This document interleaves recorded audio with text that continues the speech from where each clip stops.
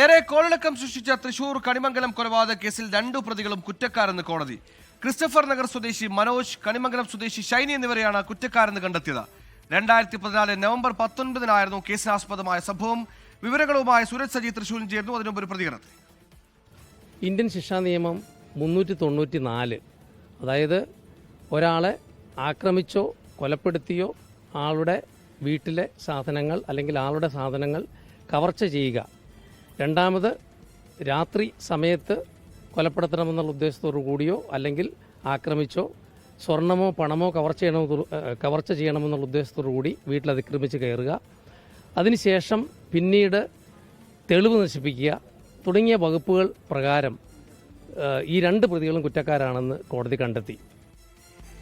സുരജ് സജി ചേർന്നു. സൂരജ്, നീണ്ട 11 വർഷത്തിനു ശേഷം പ്രതികൾ കുറ്റക്കാരെന്ന് കണ്ടെത്തിയിരിക്കുന്നു. എന്തായിരുന്നു കേസിന്റെ പശ്ചാത്തലം? മോഷണത്തിനിടെയുള്ള കൊലപാതകമാണെന്ന് മനസ്സിലാക്കും.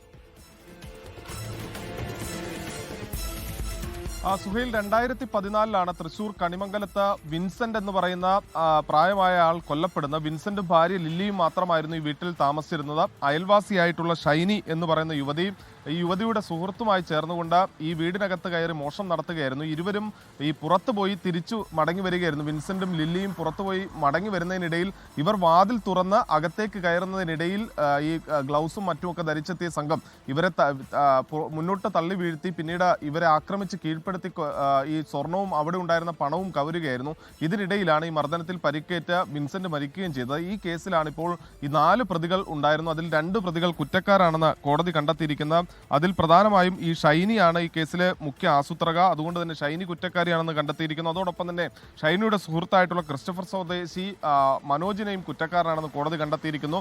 മറ്റ് 2 പ്രതികൾ പ്രായപൂർത്തിയാകാത്തവരായിരുന്നു. അതിൽ ഒരാളെ മാപ്പുസാക്ഷിയാക്കുകയും മറ്റൊരു പ്രതിയുടെ നടപടി അത് ഈ മറ്റു കോടതിയിൽ നടന്നു വരികയും ചെയ്യുന്നുണ്ട്. അതിനിടയിലാണ് ഇപ്പോൾ ഈ കേസിൽ 2 പേർ കുറ്റക്കാരാണെന്ന് കണ്ടെത്തിയിരിക്കുന്നത്. സുഹൈൽ, മോഷണത്തിനിടെ ആക്രമിച്ച് വിൻസെന്റ് കൊല്ലപ്പെട്ട കേസിലാണ് അയൽവാസിയെ ഷൈനും സുഹൃത്തും ഇപ്പോൾ പ്രതികളാണെന്ന് കണ്ടെത്തിയിരിക്കുന്നു. ശിക്ഷാവിധി ഉടനുണ്ടാകും. സുരജ് സജിയാണ് വിവരങ്ങൾ നൽകിയത്.